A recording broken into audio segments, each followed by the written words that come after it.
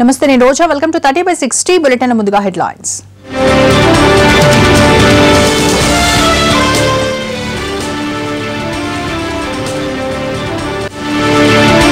తమిళ రాజకీయాల్లో కొత్త సమీకరణాలు, ఏకం కానున్న పన్నీరు పళని వర్గాలు.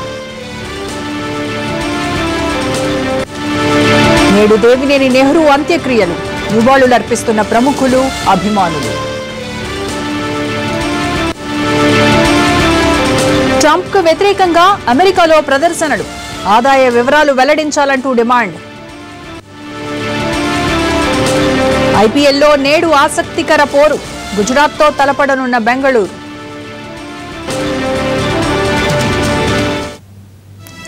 ఏపీలో భారీగా ఐఏఎస్, ఐపీఎస్ల బదిలీలు జరిగాయి. 13 జిల్లాల్లో ఏకంగా 9 జిల్లాల కలెక్టర్లను బదిలీ చేసింది ప్రభుత్వం. సీఎం పేషి అధికారులను కూడా మార్చారు. ప్రద్యుమ్నను చిత్తూరు జిల్లా కలెక్టర్గా బదిలీ చేయగా ప్రస్తుతం అక్కడ కలెక్టర్గా ఉన్న సిద్ధార్థ్ జైన్ను పరిశ్రమల శాఖ కమిషనర్గా పంపారు. సీనియర్ ఐఏఎస్ అధికారి గిరిజాశంకర్ను సీఎం పేషిలోకి తీసుకున్నారు. ఫుడ్ ప్రాసెసింగ్ సెక్రటరీగా గిరిజాశంకర్కు అదనపు బాధ్యతలు అప్పగించారు. పరిశ్రమల శాఖ డైరెక్టర్గా ఉన్న కార్తికేయ మిశ్రాను తూర్పుగోదావరి జిల్లా కలెక్టర్గా స్థానచలనం చేయగా ప్రస్తుతం అక్కడ కలెక్టర్గా ఉన్న అరుణ్ కుమార్ను స్త్రీ శిశు సంక్షేమ శాఖ ప్రత్యేక కమిషనర్గా బదిలీ చేశారు. వ్యవసాయ శాఖ సంచాలకులుగా ఉన్న ధనుంజయ రెడ్డిని శ్రీకాకుళం కలెక్టర్గా ట్రాన్స్ఫర్ చేశారు. శ్రీకాకుళం కలెక్టర్గా పనిచేసిన లక్ష్మీ నరసింహను ఎక్సైజ్ శాఖ ప్రత్యేక కమిషనర్గా బాధ్యతలు అప్పగించారు. ఎక్సైజ్ శాఖ కమిషనర్గా ఉన్న ముఖేష్ కుమార్ మీనాను పర్యాటక శాఖకు బదిలీ చేశారు.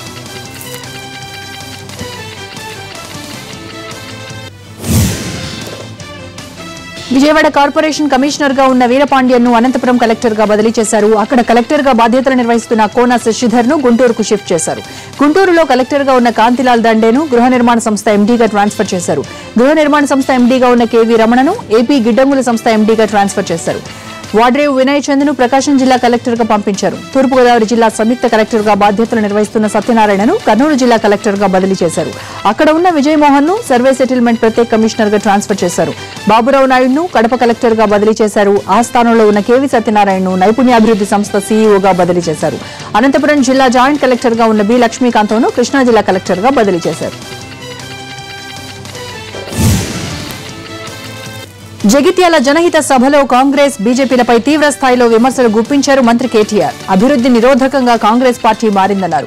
జగిత్యాల ఎమ్మెల్యే జీవన్ రెడ్డిని టార్గెట్ చేసిన ఆయన ముస్లిం రిజర్వేషన్లపై బీజేపీ విధానాన్ని ఎండగట్టారు. జగిత్యాలలో ఎప్పుడు ఎన్నికలు వచ్చినా గులాబీ జెండా ఎగరవేస్తామన్నారు. కాంగ్రెస్ పార్టీ నాయకులకు రాజకీయ నిరుద్యోగ జీవన భృతి కల్పించాల్సిన సమయం వస్తుందన్నారు. 1 కోటి ఎకరాలకు నీరందించేందుకు సీఎం ప్రయత్నిస్తుంటే తప్పుడు కేసులతో కాంగ్రెస్ అభివృద్ధిని అడ్డుకుంటుందని విమర్శించారు. జిల్లాలో పూర్వ కరీంనగర్ జిల్లాలో అన్ని సీట్లు గెలిచినాం కానీ ఒక్క జగిత్యాల తప్పిపోయింది అన్నారు. ఈసారి నాకు విశ్వాసం ఉన్నది.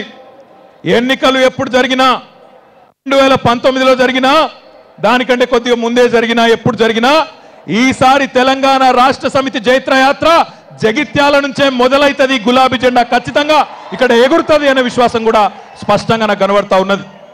ఒక్కసారి మీరు ఆలోచించాలని నేను కోరుతా ఉన్నా.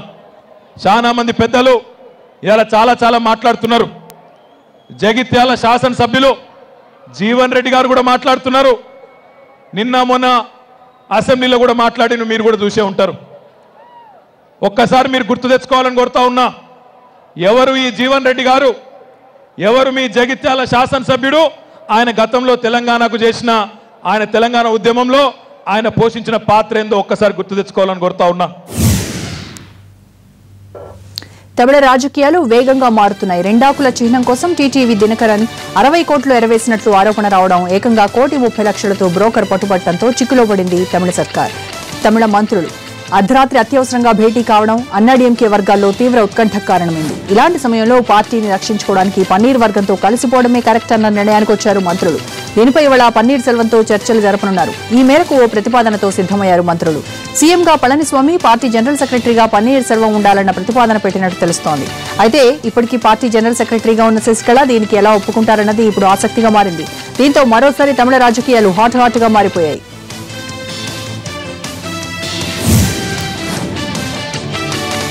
రెండాకుల గుర్తు కోసం ముడుపులిచ్చారన్న ఆరోపణలతో శశికళ అక్క కొడుకు దినకర్ చిక్కుల్లో పడ్డారు. తమ దగ్గరున్న ఆధారాలతో ఇప్పటికే ఎఫ్ఐఆర్ నమోదు చేసిన ఢిల్లీ పోలీసులు ఈ కేసులో అరెస్టు చేసిన మధ్యవర్తి సుకేష్ చందర్ ను 8 రోజుల కస్టడీకి తీసుకున్నారు. మరోవైపు దినకరన్ కు సమన్లు సైతం రెడీ చేశారు.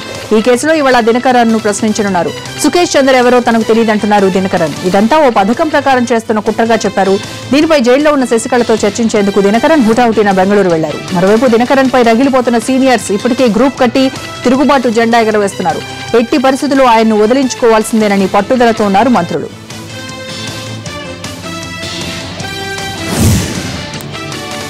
తెలంగాణ ప్రభుత్వం ప్రవేశపెడుతున్న సంక్షేమ పథకాలు ఇతర రాష్ట్రాలకు ఆదర్శంగా నిలిచాయన్నారు మంత్రి హరీష్ రావు. కొత్తగూడెం నియోజకవర్గంలో పర్యటించిన ఆయన సింగు భూపాలం చెరువు ఆధునీకరణ పనులను పరిశీలించారు. సాగునీటి ప్రాజెక్టుల నిర్మాణంలో పాటు రైతుల సంక్షేమమే లక్ష్యంగా ప్రభుత్వం ఎరువుల పంపిణీ చేస్తుందన్నారు. కొత్తగూడెంలో చెరువులు, వ్యవసాయ మార్కెట్ల అభివృద్ధికి ప్రత్యేక ప్రాధాన్యత కల్పిస్తామన్నారు మంత్రి హరీష్.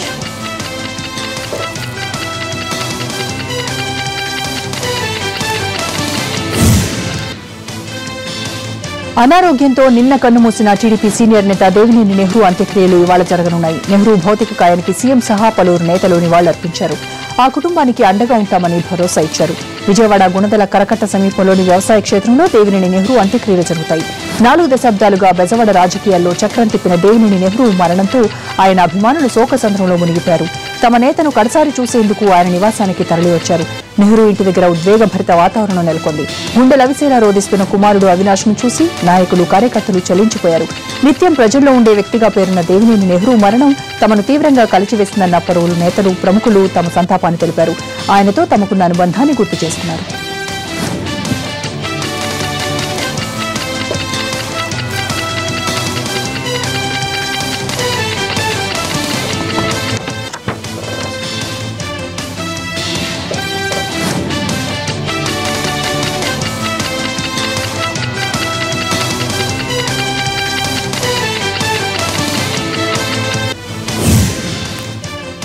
కర్నూలులో హైకోర్టు ఏర్పాటు చేయాలని డిమాండ్ చేశారు ఎంపీ బుట్టా రేణుక. కోర్టు భవన సముదాయంలో బార్ అసోసియేషన్ భవన నిర్మాణానికి శంకుస్థాపన చేసిన బుట్టా రేణుక కర్నూలులో కనీసం హైకోర్టు బెంచ్ అయినా ఏర్పాటు చేయాలన్నారు. 50 లక్షల రూపాయల ఎంపీ నిధులతో బార్ అసోసియేషన్ నిర్మించనున్నట్టు తెలిపారు.